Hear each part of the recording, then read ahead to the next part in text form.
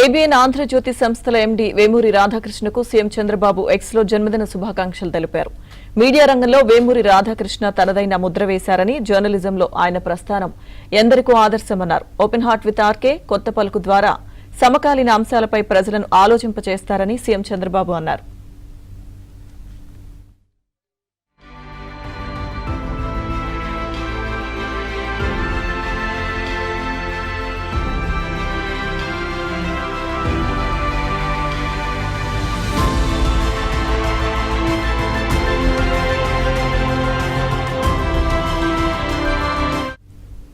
అటు మంత్రి లోకేష్ కూడా ఏబీఎన్ ఆంధ్రజ్యోతి సంస్థల ఎండీ వేమూరి రాధాకృష్ణకు జన్మదిన శుభాకాంక్షలు తెలిపారు. దశాబ్దాలుగా జనం, సమాజం కోసం జర్నలిజాన్ని నిలిపారని అన్నారు.